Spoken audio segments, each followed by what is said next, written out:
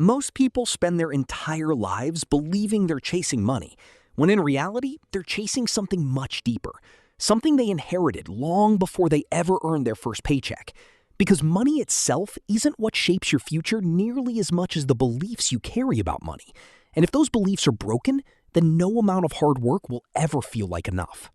At exactly 11:43 p.m., sitting alone in a car that wasn't even his, parked behind a restaurant in Queens after another exhausting shift, a 19-year-old stared at a folded piece of paper covered in numbers he had been calculating in his head all day while washing dishes.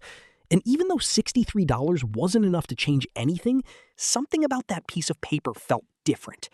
Because for the first time in his life, he wasn't thinking about surviving another week. He was thinking about why survival had become the only thing he had ever known. His parents had come to America with just $340 and 2 suitcases, and he remembered that number because his father only mentioned it once, not like a story and not like a lesson, but like a fact carved into stone, after his son asked why he couldn't go on a school trip that cost $47.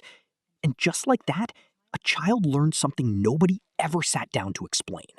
Money wasn't something people used to build dreams. Money was something people used to avoid disaster. His education didn't come from books. It came from silence. From watching his mother's shoulders drop every time an unknown number appeared on the phone. From the tension that entered the room whenever the mailbox opened. From the strange way his parents spoke softer near the end of every month. And above the refrigerator sat a coffee tin with a red lid, hidden away like a sacred object, filled with folded cash that existed for only one purpose. Not growth, not investment, not freedom. Just emergencies. Because in that house, something always went wrong. The car, the rent, the dentist, the heat bill. And every time that coffee tin came down, everyone breathed differently. Because everyone knew they were one problem closer to losing everything. Without realizing it, he inherited that exact mindset. Money wasn't opportunity. Money wasn't leverage. Money was protection. Money was fear. And for years, he thought that was normal. Until one day, standing behind a kitchen counter, scraping plates into a gray bin, he noticed something that disturbed him in a way he couldn't explain. The owner of the restaurant wasn't working harder. He wasn't sweating in the kitchen. He wasn't washing dishes. And yet somehow, he owned the entire room. While everyone else traded hours for dollars, he owned the machine itself. And that single observation planted a question inside his mind. What if the game wasn't about working harder? What if everyone around him had been taught the wrong game? And that question would eventually cost him everything he had saved. But losing that money would become the beginning of everything. For the next several months, he became obsessed, not with becoming rich, not with luxury, but with understanding why some people seem to make money while others spent their lives chasing it. Every night after work, while his roommate slept 6 feet away, he lay on a cheap mattress scrolling through articles, watching videos, reading forums, trying to understand business models and profit margins, because something had changed inside him, something that couldn't be ignored anymore. He read about websites. He read about digital marketing. He read stories of ordinary people making money online. And slowly, a dangerous thought entered his mind. Maybe he could do it too. So he started saving. $44, then another 44, and another. Shift after shift, month after month, until finally, after sacrificing almost everything, he had $1,500. To most people, that wasn't much. But to him, it was everything. It represented hundreds of hours of dirty dishes and tired nights. And then he spent it all. Website, business license, logo, advertising, everything. And 10 days later, nothing happened. No clients, no calls, no sales, nothing. On a Thursday morning, he opened his bank account and saw $23.17 remaining. And strangely, what he felt wasn't panic. It was silence. Because the world hadn't said no. The world had said nothing. And somehow, that was worse. The next day, he returned to work. Same kitchen, same dishes, same smell, same owner walking through the dining room. Nobody knew he had failed.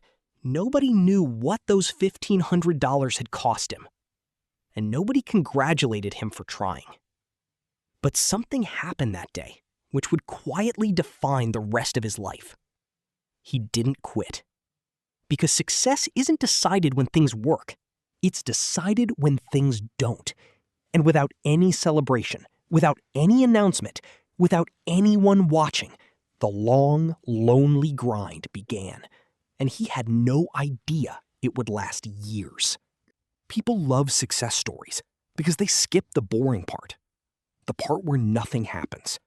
The part where life becomes an endless series of ordinary Tuesdays. Because success isn't dramatic. It's repetitive. It was a cheap mattress on the floor. A cracked phone screen. Missed parties.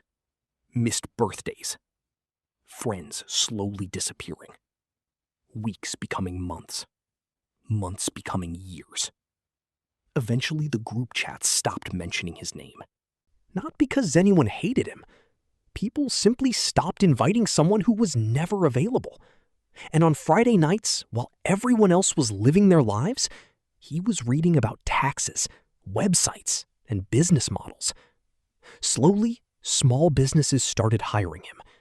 $800 for a website, then $1,200, then $2,000. And suddenly, something strange happened.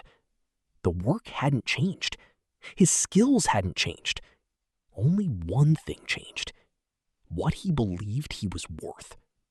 By 24, he had 12 clients, 3 freelancers, monthly retainers, nearly $7,000 a month. And sitting at a desk squeezed between a kitchen and a window in a tiny apartment, he checked the numbers over and over because they didn't feel real. Nobody celebrated. Nobody handed him a trophy. Life simply continued. Invoices, clients, problems, more work. Because success wasn't an event. It was a process. And soon, that process would lead him to a decision worth millions. A decision most people would never understand. By 28, everything had changed. The agency had evolved into software. Recurring revenue replaced hourly work. And suddenly, the business crossed $3 million annually. Then came the meeting. A venture capital firm wanted 16% of the company for $4 million. $4 million. More money than his parents would earn in decades. Sitting inside that conference room, he thought about the coffee tin, about washing dishes, about the $23 in his account, about every invisible Tuesday nobody saw. And then he said no. Not because he was fearless, but because he believed there was something bigger waiting. 6 months later, revenue crossed $10 million annually. And that's when he discovered something nobody talks about. Making money and keeping money are 2 completely different skills. Lawyers, taxes, trusts, accountants, complex decisions. Then one day a tax bill arrived. $47,000.